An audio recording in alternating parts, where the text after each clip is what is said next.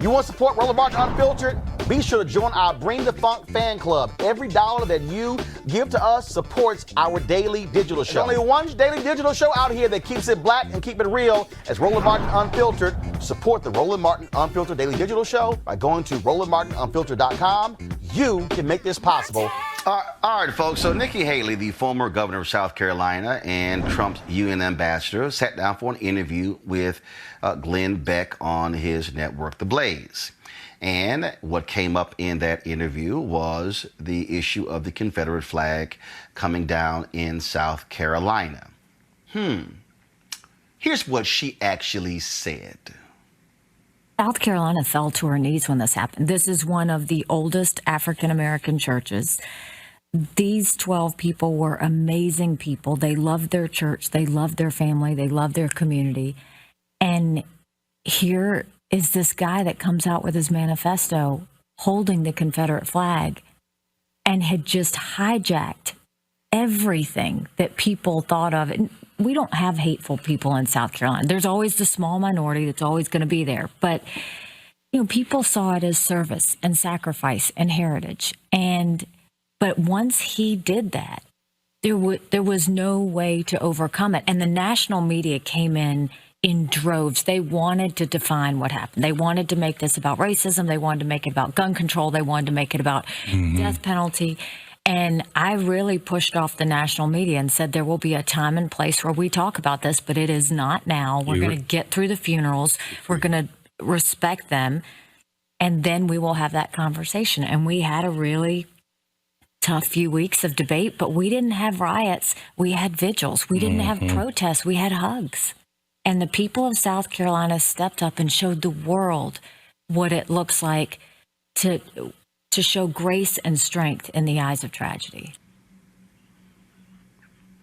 So all of these conservatives are now defending Nikki Haley, saying that Media Matters got this thing wrong, that she wasn't praising the flag herself, and that this is what happens. I mean, so in fact, Nikki Haley, she tweeted 3 hours ago, 2015 was a painful time for our state. The pain was and is still real. Below was my call for the removal of the Confederate flag, and I stand by it. I continue to be proud of the people of South Carolina and how we turned the hate of a killer into the love for each other. It was a story that she retweeted from the New York Times. Folks, do y'all have a portion of Nikki Haley's speech in 2015 where she talked about it? If so, can y'all go ahead and play it?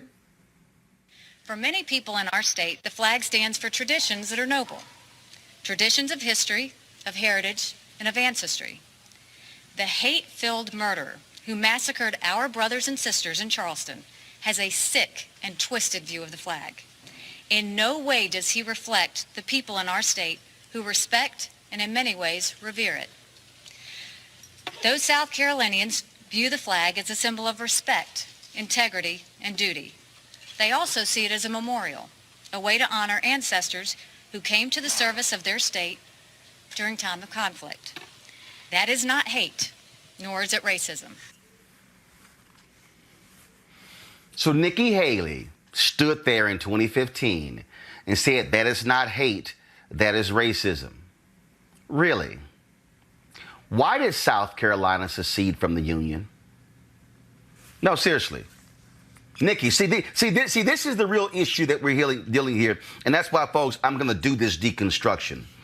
Because I need you to understand what is going on here. Nikki Haley is a willing participant in the redefining of the Confederate flag and what it means. You heard her say there, many people. She didn't say some. In fact, let me break this down. In the Glenn Beck interview, she talked about how a small portion of people in South Carolina are racist. In 2015, she said many people revere the flag out of respect because it was about honor. Did y'all hear that? Many revere the flag, respect and honor. Oh, but a small portion is defined by race. Here's the problem with that. That doesn't actually line up with history. South Carolina seceded from the Union because of slavery. All you have to do, she talked about, see, this is what happens when folk like Nikki Haley don't like the fact that we can break down what she says. All of her people are running to her aid. People should be going after all these journalists who misinterpreted what she said. No, not one time did Nikki Haley say, there are people in my state who revere the flag because they see it as honor and respect, but they are wrong. Not one time did she say that. In fact, she has defended that. Folks, South Carolina, in their manifesto, in the manifesto that they wrote, made it perfectly clear that they were seceding from the state, from the Union, because of slavery. Now, here's what Nikki Haley also never said, and what her supporters will not say, is this. General Lee, the person who they revere in these statues and monuments, told his troops to furl the rebel flag and store it in your attics. What Nikki Haley will not say is that for more than 2 generations after the Civil War, for the most part, the Confederate flag was not seen in America. Now, there are images of a black man being lynched, made to force to kiss a Confederate flag before he was lynched in 1920. Some of the historians on Twitter have been discussing that today. But it wasn't until 1948 when the Confederate flag came out as a national symbol. You might ask, well, Roland, what happened in 1948? In 1948, there was a meeting in Mississippi where the Southern Manifesto was created. Nikki Haley referenced a manifesto written by Dylann Roof that was racist.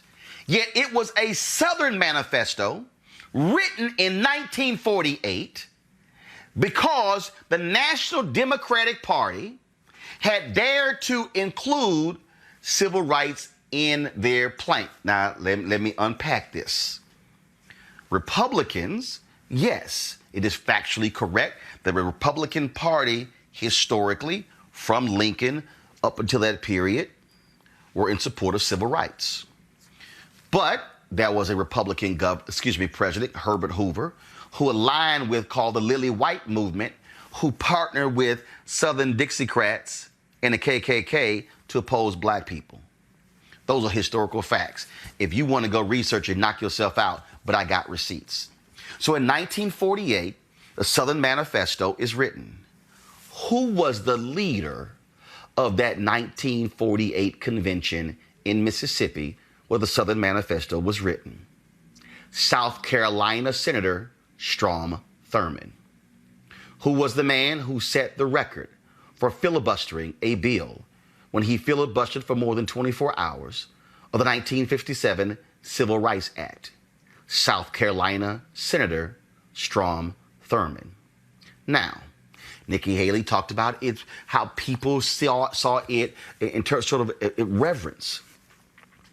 Do you know that South Carolina raised that flag over its state capital in 1961 in celebration of the 100th anniversary of the Civil War?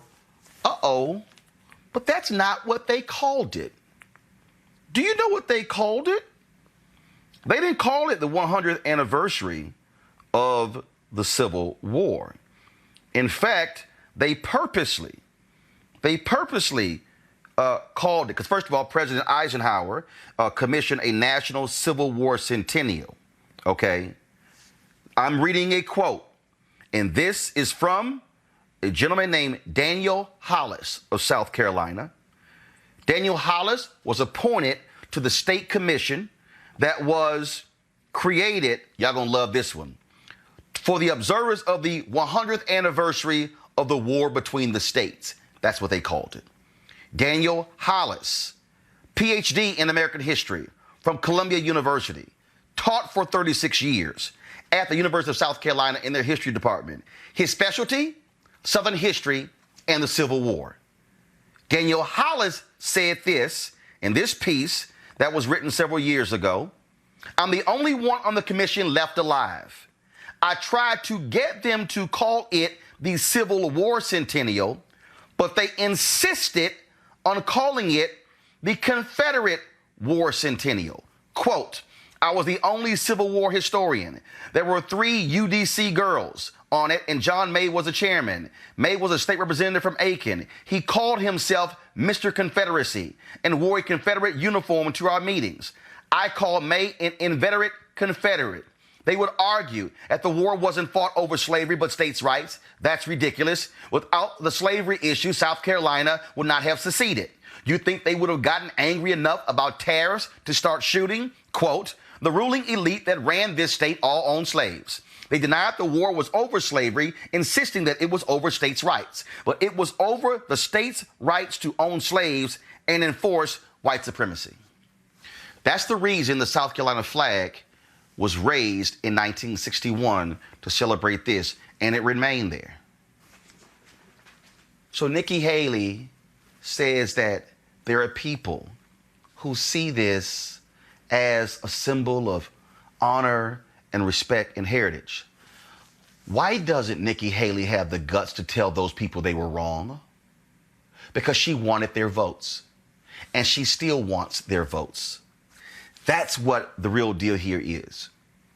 Now, let me also explain a few things that she broke down to Glenn Beck. Could y'all go ahead and cue that up? And when I tell you to stop it, please stop it. So once it's ready, hit play. South Carolina fell to her knees when this happened. This is one of the oldest African-American churches. These 12 people were amazing people. They loved their church. They loved their family. They loved their community. And here is this guy that comes out with his manifesto holding the Confederate flag and had just hijacked everything that people thought of. And we don't have hateful people in South Carolina. There's always the small minority that's always going to be there. Stop. She said Dylan Roof just hijacked it. Folks, would y'all like to see photos of white folks waving the Confederate flag against folks in the civil rights movement? Would y'all like to see people in South Carolina doing that? Do y'all know that the governor of South Carolina said he was not going to allow black folks to go to state universities? Do you know that South Carolina said if they would shut down the entire education system in that state after Brown versus Board of Education? Do you know what the folks were doing? Waving the Confederate flag. There is a direct correlation between white hate and the Confederate flag. Those two have gone together. White folks in South Carolina and Alabama and Mississippi, when they were protesting civil rights and protesting black folks demanding their human rights, they were not waving the American flag. They were waving the Confederate flag. So ask yourself this question. What made Dylan Roof write a manifesto, a white supremacist manifesto, and embrace the Confederate flag? It's because that's what white supremacists have been doing for the last 100 years. Surely Nikki Haley has actually read a book. Surely Nikki Haley has done that. But guess what? Her own son told her. Abby Phillips, a correspondent for CNN, tweeted this today. Quote, when I talked to Haley in 2015, she was fully aware that many people in South Carolina associated the flag with hate long before Dylan Roof. She even told me that her son had raised the issue to her before. So I don't understand why she wouldn't even bother to mention that in this interview. Press play. But people saw it as service and sacrifice and heritage. But once he did that, there was no way to overcome it. And the national media came in droves. They wanted to define what happened. They wanted to make this about racism. They wanted to make it about gun control. They wanted to make it about death penalty. And I really put. Stop right there. The national media wanted to make this about race. No, the national media didn't want to make it about race, Nikki Haley. Dylan Roof made it about race when he purposely walked into a black church at a Bible study after folks had prayed for him and with him and pulled a gun out and killed 9 black people. He pointed a gun at one of the black survivors and allowed her to leave so she could tell everybody what happened. Everybody also, national media did not make the Confederate flag about hate. White folks did. More than 100 years. So don't play this game that, oh, it was the media who came in and made this all about race. Press play. Off the national media and said there will be a time and place where we talk about this, but it is not now. We're going to get through the funerals. We're going to respect them, and then we will have that conversation. And we had a really tough few weeks of debate, but we didn't have riots. We had vigils. We didn't have protests. We had hugs. And the people of South Carolina stepped up and showed the world. Stop right there. First of all, Nikki Haley, who the hell you think you fooling? She said, oh, we didn't have riots. We didn't have protests. We had hugs.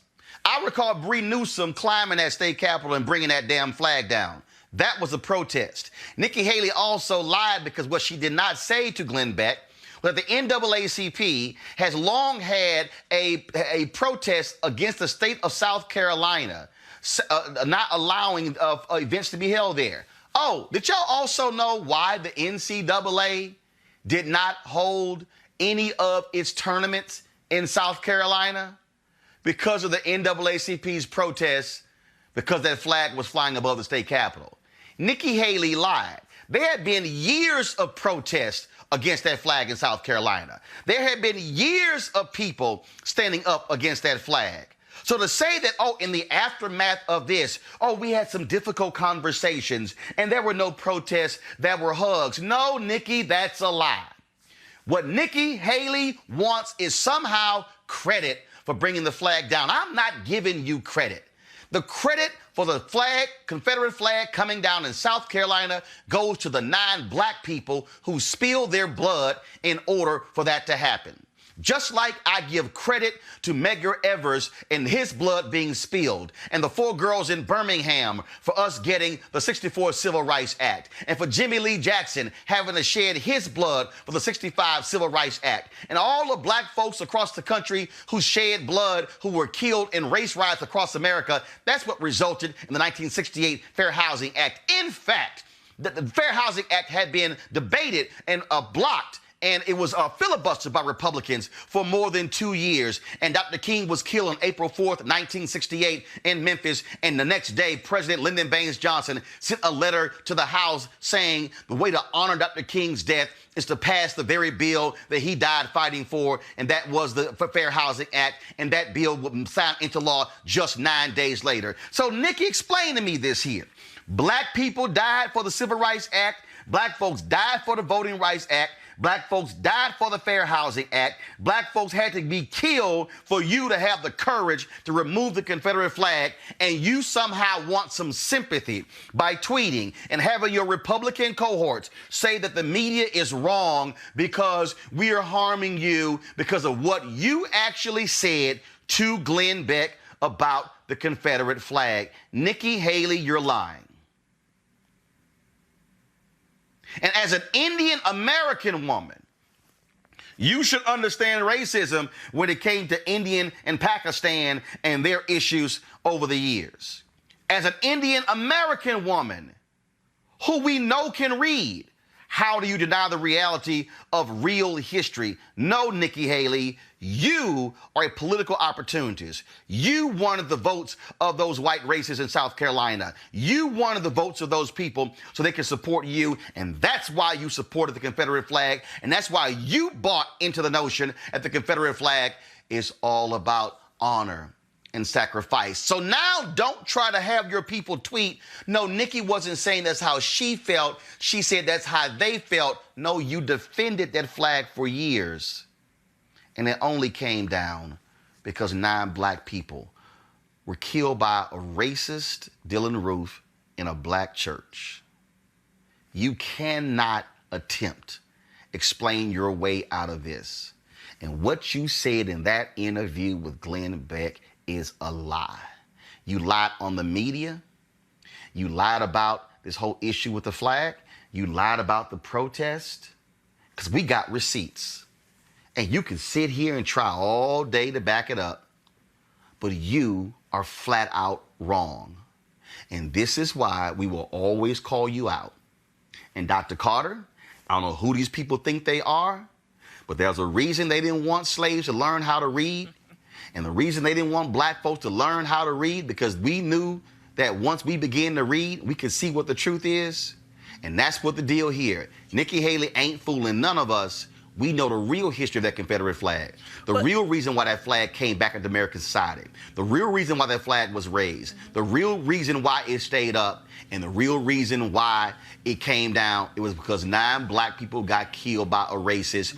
And yes, folks like Nikki Haley could no longer defend that flag because Dylann Roof used it for the same purpose white folks did since 1948. To combat black people. All right, folks, back to that Roland Martin Unfiltered video in just one moment. All right, the folks at marijuanastock.org have already reached more than half of their funding goal for the hemp CBD investment. That's right. If you want to take advantage of this great opportunity, you need to do it now because it won't last much longer. If you don't know, I'm talking about the hemp plant, the good cousin to marijuana with a much higher concentration of CBD. That means hemp gives you all the medical benefits of marijuana without getting you high. Also, if you don't know, hemp farming is now legal in the United States, creating one of the largest commodities worldwide. It's just an opportunity for you to invest in a burgeoning economy, and that's where the folks at 420 Real Estate come in. Their business model is simple. They buy land that supports hemp CBD grow operations and lease it to licensed, high-paying tenants. That's right, they are hemp CBD landlords, and you can get in on the action. As hemp continues to change the economic landscape, 420 Real Estate is allowing you to chase the American dream. What you can do is go to, again, their website, marijuanastock.org, to participate in this crowdfunding campaign. The minimum amount is $200. You can invest up to $10,000. Of course, the fund is going to be closing soon, so to invest, go to marijuanastock.org.